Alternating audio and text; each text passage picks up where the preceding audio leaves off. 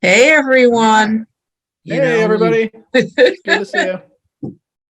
before I formally introduce you to Jeffrey, I would love for you to hit that share button. This is really super exciting. If you've hung out with me before in this Facebook group, you know that I love bringing friends old and new here to say hello, to find out what they're doing and what's going on. About a year and a half ago, I met a Jeffrey who had changed my life, Jeff Bailey, and you'll see me with him next week. Jeffrey Martin and I just formally met about 20 minutes ago, and I'm already lit up, super excited about how he is as a person and the work he's doing, and what he's going to share with us in this upcoming End of Seeking conference. And the link to register for free is already right there in the description. So before I even tell you who he is, Jeffrey, do you want to say hello or say anything else at all? No, hi, everybody. It's great to see you. Probably End of Seekers would have been a little more controversial as a title, so good that they didn't go with that. Seeking and finding, and then maybe just being here right now. So I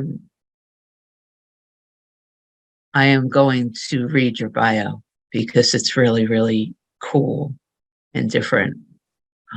All right. And I apologize up front, even though I am an English speaker by birth. I don't always pronounce words perfectly, and some of these words are large. So my apology. So Jeffrey is an academic researcher, serial entrepreneur, technologist, and investor who specializes in advancing the highest forms of human well-being. For over a decade, he has conducted the largest international study on fundamental well-being, which includes the types of consciousness commonly known as enlightenment, non-duality, the peace that paths understanding, unitive experience, and hundreds of other terms. This resulted in the first reliable cross-cultural and pan-tradition classification system for these types of experiences. More recently, he has used this research to make systems available to help people obtain profound psychological benefits in a rapid, secular, reliable, and safe way. He is also the founder of the transformative technology space, which has grown to become a multi-billion-dollar ecosystem that promotes the use of science and technology to substantially raise human, mental, and emotional well-being. In addition to this well-being work, Jeffrey is a best-selling author and award-winning educator who has authored, co-authored, or co-edited over 20 books. You're not busy or anything, right? The latest book on his research is The Finders. His work has regularly been featured at leading academic conferences worldwide, as well as major public forums such as Deepak Chopra's Sages and Scientists Symposium, Wisdom 2.0, H+, the Science and Non-Duality Conference, the Asia Consciousness Festival, and TEDx, and now now you've become a member of our Finally. Pure Presence family. What took you so long? Talk about having to work my way up. Jeez, thought I was never going to get here. Well, it's really, we have about 2,000 participants that have already registered for this conference that begins on September 16th. So we're less than 2 weeks away. The title of your talk, which is really very, very cool. And I have it in really big letters here. If you could. Wow, that is big. Really big. No need to even say it after that. You can read it right off the screen. That's right. You might already be persistently awake And if not, there's a 70+% chance you could be within a month. That's really pretty cool. And I would love for you to say whatever you want to say, whatever's in your heart or mind to share right now. But what does this mean? How could someone be awake and not know it? I know, it's surprising, right? This happened really to us by surprise. You know, we've done research now for over 17 years in this space all around the world. As you mentioned, the largest project by far that's ever been done into these ways of persistently experiencing life, not temporary experiences. I'm not an expert on temporary experiences. We haven't studied temporary experiences. This is just the stuff that's persistent. We can't say permanent because we don't follow people until they die, right? So we're going to be very careful academics and say, well, it's persistent at this point, you know, but who's to say if it's permanent until you're like on their deathbed? Okay, are you still in it? Okay, great, check. Are you still in it? Check, right? So none of that. Starting around 2020, when the virus first hit, we were actually doing direct brain stimulation research. We were doing low intensity direct brain stimulation research, followed on some of our neuroscience research, kind of zapping people into fundamental well-being. And of course, all of a sudden, everything had to shut down, right? And so, you know, couldn't be in the lab anymore. We couldn't be doing any of that type of work. And all of a sudden, we were just sitting at home. We were thinking to ourselves, well, what do we do?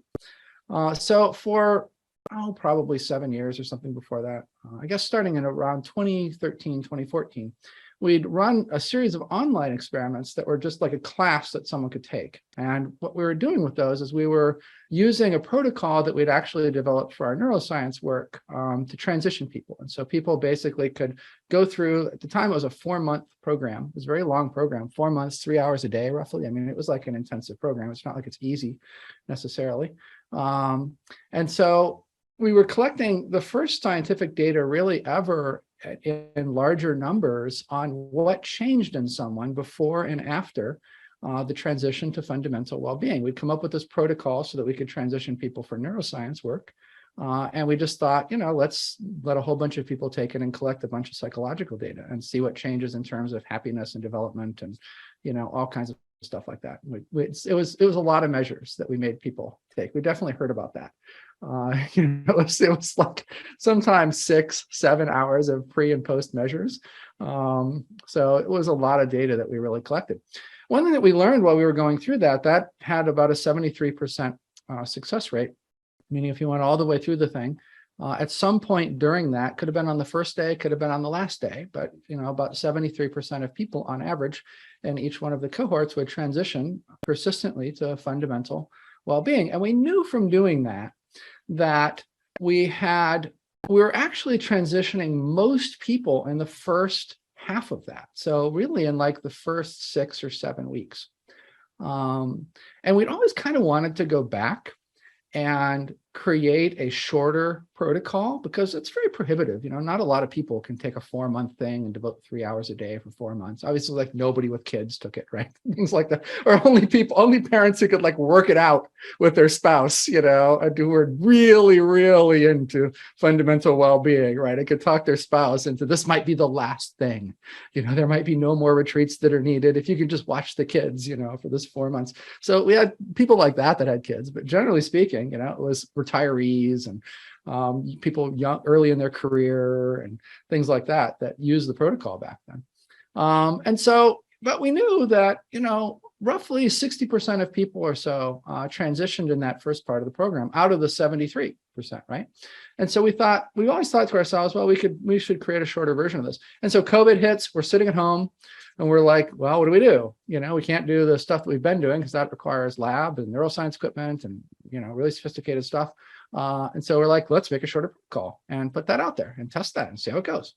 So we thought that it would work for about 60% of people. And we wound up with a 6-week protocol that took an hour and a half a day. It's an hour of like meditation practice type things, sometimes cognitive science practices or other types of practices, but like an hour practice block a day. And then some exercises, some like positive psychology exercises, right when you wake up in the morning, just before you go to bed. And because it was a pilot experiment, it was very widely available and everybody was sitting at home, right? And in terms, you know, we have, I don't know, hundreds of thousands of people or something that follow our work and that have been sort of waiting for a shorter protocol, and now they're sitting at home, right? And so basically thousands of people took the first couple of cohorts of that, which were separated by a week or two, something like that. And we really were surprised by what we saw. At the very first week of that, we give people a lot of education around what fundamental well-being is, the different types of it, things like that. And it turns out that half of the people that came into those experiments realized after watching our educational materials around fundamental well-being that they were already in fundamental well-being and basically didn't know it. And this had, you know, we'd not had this issue before with a, you know, with a 4-month long 3-hour thing, right? This wasn't just like people thinking, oh, what the heck, I'll take this class, right? These are people who were, you know, really suffering, who were absolutely certain that they weren't in fundamental well-being, that were using our protocol before, right? But now it's like, I'm sitting at home, I don't have anything to do, why the heck not try this thing? And so a whole bunch of people that thought they were spiritual seekers, you know, but had done a whole bunch of stuff in many cases, came in and learned that they were actually finders. And more importantly, we learned that they were actually finders. And so that's what I mean. It's really quite surprising. So how does that even happen? Well, we actually knew that this was a pretty common phenomenon from earlier in the research, very, very long time ago. When we first started the research, the first several years, we went around and we basically conducted in-person research on people who claim to be in fundamental well-being. It's a lot of, you know, the most famous spiritual teachers you've ever heard of and stuff like that. But eventually we wound our way down to normal people that just experienced this as well. And even some of like the most famous teachers who we can't say their names because it's not, you know, we promised research and anonymity and all of that so that they would talk to us. But even some of the most famous teachers did not realize that they transitioned until a little while afterward. For instance, there was one guy, and this guy is known to have transitioned over 1,000 people. And he said that, and he was an expert in this stuff, you know, way before. He was always around the space. He was part of a huge movement that was, you know, all about fundamental well-being, right? And he realized while he was standing in the middle of the street talking to somebody, just answering their questions about fundamental well-being, which in his branch of it would have been called enlightenment. So he's answering somebody's questions about enlightenment, right? And, you know, he's as he's like listing the things, he's like, wait a minute, I experienced that, check. You know, and sort of in the back of his mind, he's like checking them off. And by the time he got done with the conversation, and he said goodbye to the person and they went their separate ways, he's walking away thinking, wow, when did that happen? And so it turns out that because the mind quiets down, one of the consequences of that is you don't have as much self-reflective thought. So prior to fundamental well-being, we think about ourselves a lot. Right? It's like 95% of our thoughts are all about us, right? Should I have worn the blue jacket? Oh, what if they don't like blue? You know, well, she's wearing orange. Maybe I should have worn orange. Maybe I should have worn brighter color. Will they like me? Will they, right? All these sort of negative self-chatter things that flow through ordinary people's heads, right? But when you transition to fundamental well-being, a lot of that quiets down. You don't have as much self-referential thought or self-reflective thought or whatever. And believe it or not, one of the things that can happen that turns out to not be that uncommon is you can miss that you actually transitioned in the first place. Now, that's especially true if you were happier, if you were like a happy type person before the transition. Obviously, if you were like suicidally depressed and then you transitioned, it's like completely night and day difference. You notice it right away. You know, it's just the difference is too big to miss.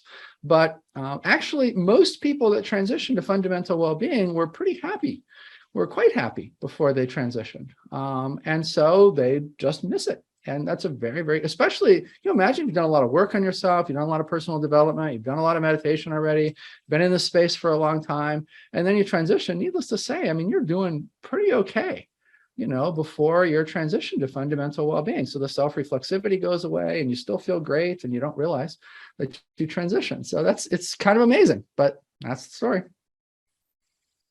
Okay, so I'm going to ask about this checklist.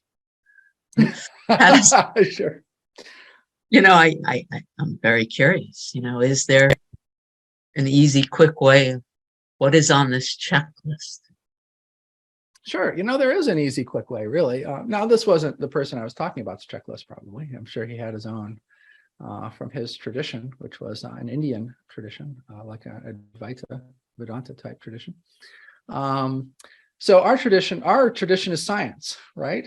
And our checklist is going to sound a lot like just psychology, cognitive science, type stuff, because we basically did a lot of phenomenology research on people, in addition to standard psychology research, having people fill out a lot of measures or do brain scans or, whatever else. We also did very long format interviews. 6 hours to 12 hours was kind of our interview range.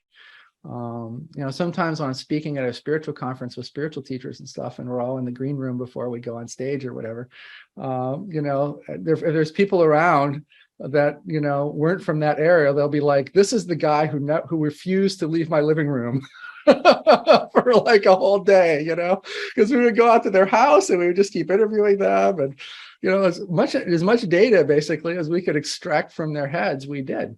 So what came from that really was a taxonomy of a number of different types of fundamental well-being and a number of different depths in each one of those types.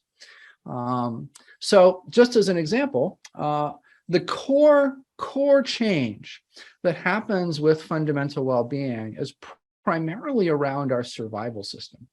So ordinarily, people have just sort of a routine that runs in their brain that is just kind of designed to keep them safe or keep them alive. There's kind of a switching that happens about roughly every 90 seconds or so. And that's one of the reasons why people, complain about how hard it is to do concentration meditation, right? It's because there's just these rhythms in your brain that are switching to just try to keep you safe. If you were to absorb in too deeply and then the roof fell in and you missed the fact that the plaster was cracking and about to fall on your head, right? That would not be very evolutionarily adaptive, shall we say, right? you would be out of the gene pool, pretty quickly in that sense, right? So basically, one of the things that is the case with really just about all animals, in fact, if you imagine that you're sitting outside and you throw a crumb, to a bird, what does that bird do, right? Does that bird just peck at the crumb and savor the crumb? And it's just like, oh, this is so good. It doesn't do that, right? First it looks around to make sure it's not going to die if it takes a peck at the crumb, right? And then it pecks at the crumb, and then it looks around to make sure it's not going to die again while it's chewing and thinking about pecking at the crumb again, and then it pecks at the crumb again, right? And then it looks around again, right? And we all do this. We just don't necessarily realize that we do this anymore because we live in such fundamentally safe environments, most of us. But we still have this machinery in our nervous system that produces what we like to think of as kind of a fundamental discontentment at the base of our consciousness, at the base of our subjective experience of the world. And the big change that happens with a transition to any type of fundamental well-being is that fundamental discontentment goes away and it's replaced with a fundamental sense of okayness. And so when you look down deep, now it doesn't mean that if your spouse comes home and is like, I'm divorcing you and I'm taking everything, that there isn't some emotional turbulence that can occur on the surface. But if you look down deeply beyond that, regardless of what's going on, you find sometimes a paradoxical, sense that somehow everything just seems okay. And so if you have that at any time when you look down deep, even if it's in the background, even if you have to look down deep for it, you've had this change in your nervous system. It's a very, very easy way to check for that. It's best to check for it when you're really triggered, about something, right? So that you can make sure it's not just, everything's fine in this moment. Oh, yep, everything's great. Oh, wow. You want to be one of those situations where, things that maybe aren't going so well in that moment and you're triggered, and then you can just stop, look down deep past the trigger and see what it seems like. Is there fear, anger, worry, something like that there, some sort of discontentment, some sort of sense that everything isn't okay? Or is there a sense that everything is fundamentally fine, even if logically that makes no sense because whatever, your spouse is leaving you or your boss is firing you or whatever crazy thing is going on? It doesn't have to make logical sense. It just has to feel like there's that sense. So that is at the core, basically, of all forms of fundamental well-being. And then there's different types from there that color the experience in different ways, and that are often associated with different spiritual traditions have latched on to different ones and stuff like that.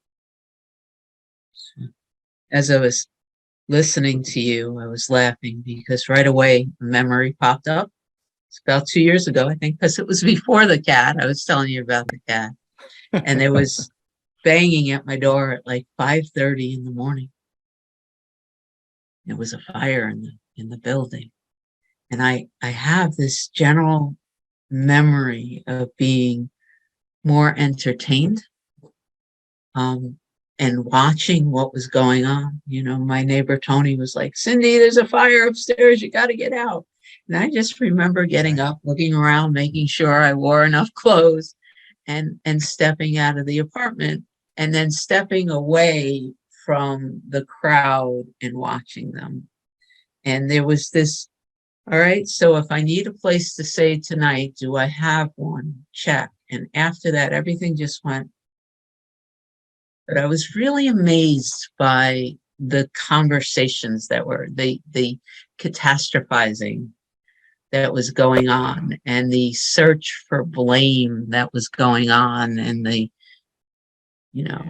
and I just sat there and watched. And it was a hallway fire, and the net result was I got my ceilings repainted and the carpet cleaned, and there were all sorts of cool things that occurred. But I never once, I don't think my blood pressure ever spiked, not even with the banging at the door. There was a realization in that moment that I wasn't the same person that I maybe would have been 20 years ago. Right on. Yeah, absolutely. Absolutely.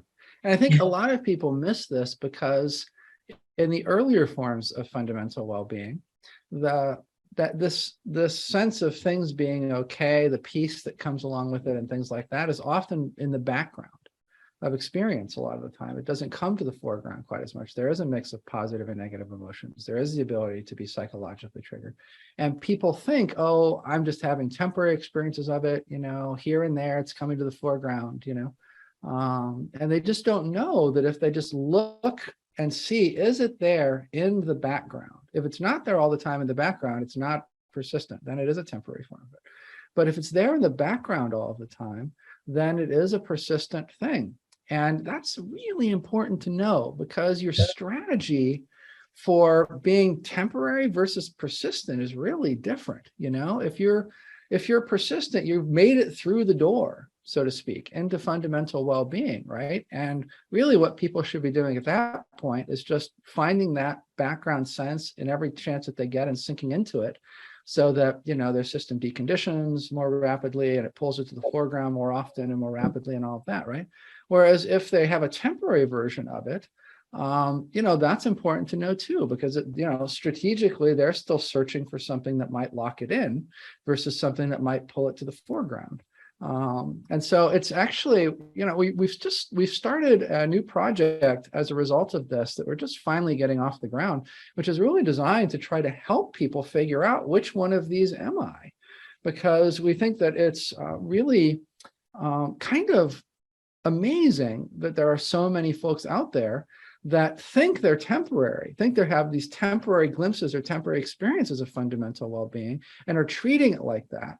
Versus knowing instead that they're actually having a persistent experience of it, and taking the appropriate sort of developmental steps or developmental path for that. Fabulous. So the next question I have, because I'm just looking at the time, lost the sense of time here, so won't keep you too much longer. No, the people at this conference, and I do want to ask you about what it is that they can expect when they spend time with you at the conference. But before I get there, because I have a lot of people in my world that I love that are not, quote unquote, on the path. You wouldn't necessarily find them at the conference, right? But they are coming to me, and we are doing things like reading Eckhart Tolle together and other things, because they're looking for a way to make their life feel better. They're looking for a way to be less triggered by what's going on so that they could sleep better at night. And I'm Yeah. curious, it sounds like that the work you're doing would work for these people that are in my life, that they don't need to be spiritual seekers. You don't need to know that there is a higher calling or a God or anything, that if they Totally. simply choose to follow, this hour and a half protocol a day, it sounds like you're pretty much guaranteeing that they're going to find a different relationship to life at the other end. Am I hearing that correctly? Yeah, even the people that don't persistently transition have usually have temporary experiences of it by the end of it and all of that. And our success rate is actually a little higher now than it was back then even. So yeah, that's a big advantage for this having been a science-based project, is that it doesn't really run against people's belief systems. They can look up our data in peer-reviewed journals from the American Psychological Association, that is not the Journal of Religion and Spirituality, right? And things like that. And so it's really just a simple series of steps. I think originally that protocol years ago had something like 40 to 50 hours of video content in it, and we were able to get that down to like 8 hours. And so, it's not even like much to view every week. People basically, have 1 or 2 lessons a week, and then we just send them away to go do it during that hour a day. There's not guided meditations or anything like that. The principle is actually pretty simple, and it's kind of neat. When we were first researching people, so we did about 1,200 people with the initial project during those early years, with like the spiritual teachers and all that. And when we analyzed that data, one of the things that we asked them was, what worked for you, right? What was it that transitioned you? And of course, we also asked them, what are all the other things that you tried, that you can remember within reason? For some of these folks, it would have been a really long list, but at least what are the major ones? And we saw a lot of overlap between them. And so, like a lot of people did the same stuff, but had different things work for them. And we realized, okay, wait a minute. First of all, there's like a handy collection of methods that seem to rise to the top across people. So that's useful to know. But then just having that list is not nearly enough, because you actually have to find among those the thing that works for you. And that's basically all the protocol is. The protocol just takes all of those things. We updated them. Frankly, some of them were like kind of outdated for current brains. And so we did some updates on some of those methods and things like that to bring it in line with modern brain science, which made them even more effective. But they were already like really pretty effective things. And then basically, over the course of a series of sessions, sometimes it's 2 sessions a week, sometimes it's 1 session a week, we're just like, giving you a 3 to 5 minute talk or something on here's the instructions for this week, go do this for the hour a day. And people go away and do it, and they try it. And if over the course of that session, it resonates with them, then great. If it doesn't resonate with them, then that's fine. They can just set that one aside and, they try the next one. And it really is just trial and error. If a method is in sync with you, it turns out it transitions you really quickly. You should not have to work with a method more than a week or so in order for it to work. It's just that most methods actually just aren't psychologically in sync with people, and so they don't transition them to fundamental well-being. But if you have a method that's in sync with you, it actually transitions you quite rapidly. And this was actually not like some major finding of ours. It turns out, for instance, we had one of our researchers that was doing research at some major ashrams in Burma or Myanmar. This researcher, she basically came across at one of these monasteries like these 90-year-old nuns. They were really, really old nuns, and they'd been there forever. They'd been there since they were like girls, like teenagers, something like that. And they said that when they were first at the monastery, people would come and, they would transition within a week. And if they didn't transition in the first week, at some point in the first week, then they gave them special attention. They just needed a little extra help. And then they transitioned in the second week, right? And this was so normal that if somebody was still there after a few weeks, they literally called the authorities because the odds were that they were hiding out from the law in the monastery, right? It was just like inconceivable that you could be at the monastery for more than a couple of weeks and not transition. These were Theravada Buddhists, so it would have been stream entry that they were transitioning to, that kind of thing, right? And, you know, if you fast forward to today, almost no one transitions at that monastery. And the ones that do like have to stay for months and months and months, and they get really lucky, you know, it's not some sort of regular, reliable thing or whatever. And so the researcher was like, what do you think changed, you know, over the decades that you've been watching people? And was it like a dramatic change? It just happened? They're like, no, it happened over time.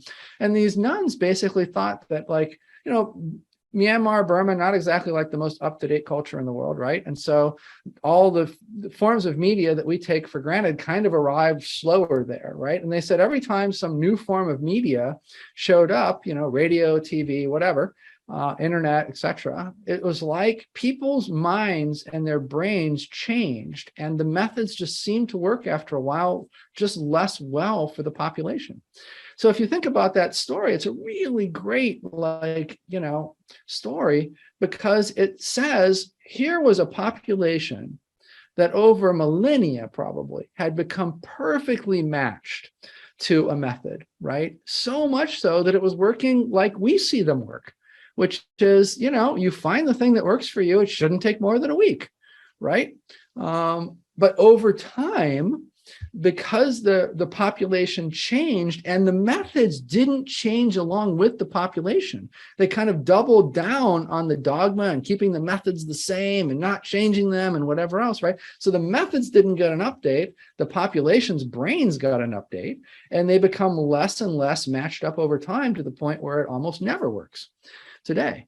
That's a really great analogy. So, you know, it's not like we're the first ones to be saying, oh, it just takes a week to do this. This, I think, used to be really normal, probably all over the place, you know, before the time when it was popular in the West and when it was really in sync with. We hear this also from, you know, our Tibetan people that work with us that are research subjects of ours. They say their stuff works much better in Tibet. You know, that their methods are basically placed in certain parts of Tibet, you know, near a certain lake with a certain mountain range, or, you know, whatever else, and they just don't work as well. So they have to go back to those places to do those methods to really get the effectiveness out of those methods. I think you had a lot of this method matching with gene pools and psychology and, you know, the energy of places probably, and who knows what else once upon a time. And now that's all lost, right? And so these methods all look really ineffective. I mean, when was the last time you went to a meditation retreat and everybody transitioned? I mean, that never happens, right? Good luck if somebody transitions, right? It's a miracle if like one person has some persistent transition, doesn't have some temporary thing, go back home and lose it right away, right? The second that they walk in the door and their kids jump on them or something. So, you know, but I think this used to be normal. And so what we find with our protocol is that it's just a matching thing. You know, we basically collected the things that have the highest hit rate for people, and then we just systematically put them through them. We did find that there's a certain order that's better, you know, that you can do certain things to prepare your mind for, you know, them to work better. I mean, there's that kind of stuff in the cocktail too, but at its heart, it's basically just, you know, matching someone's psychology to this. And it's interesting because we have enormous amounts of psychology data from these people, and none of that works to match them up to a method. Like, I can't give you, you know, 10 hours of psych measures and be like, oh, you should do this. We've looked at that with machine learning and all sorts of data analysis and stuff. At this point, you just basically have to work your way through these and see which one is going to work. But yeah, and so this whole thing is just so secular. It's so hacked together. It's just, you know, standard science-y. You know, it's run out of labs in universities, all of that. And so, like you say, people don't bounce off it. You know, there isn't, like, I don't have a turban and robes and some long gray beard or something. And I'm not talking about, you know, words that are like 9 syllables long that were made up thousands of years ago or something. You know, it's just clearly a psychology, neuroscience, cognitive science, you know, project that just attacked this problem and came up with what it came up with, you know.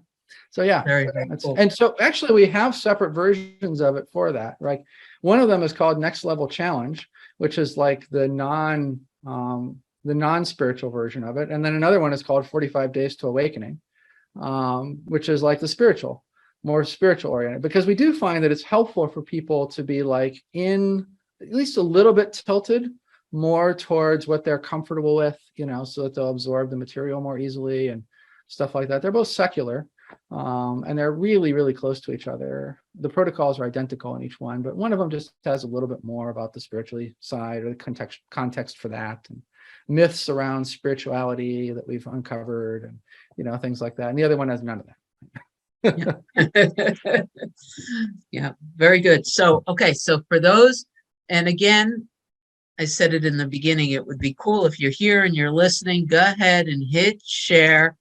And it's free to register for the conference. Come and listen to Jeffery and listen. There's we're over 25 teachers from lots of different traditions, some yoga classes, lots of music. It's it ends up being a bit of a party that weekend. So go ahead, register, tell your friends. It's great to be there. Will you be sharing some of these protocols during your talk at the conference? Or, you know, it's a good question. It's a long talk, and so yeah, I plan on going over especially like the heart or the skeleton of the whole protocol and framework, like the important things that allow us to even put it together in the first place, and that people really should keep in mind as they're trying to do essentially the same thing in their own life. So yeah, we will. That'll absolutely be in there. We have more than enough time for that.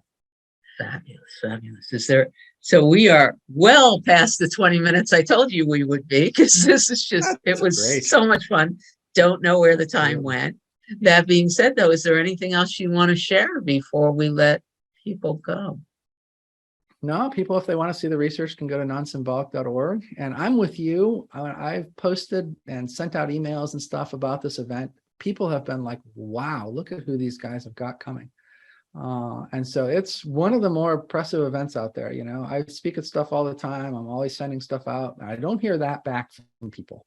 This is the one time that I can remember hearing that back. And so it's you know, it's a lineup that people are excited about, which is great. I think, you know, it's going to be a fantastic event. It really is. We've hit, just like science and non-duality and A Course in Miracles and yoga and lots of music and people that keep coming back. They know we're a family, you know, and we have, people have a lot of fun there. And we're getting better at it with every conference, just making people feel more at home and making it easier to flow through. And we get to meet people like you, new people with every conference. So yeah. And we get to meet you. I'm always there. People know, they see me there. Yeah. Thank you so much, Jeffery. And thank you everyone who's listening. And thank you for helping us spread the word. Love us all. And with that, I'm going to click some buttons and say goodbye. Bye. Thank you, everybody.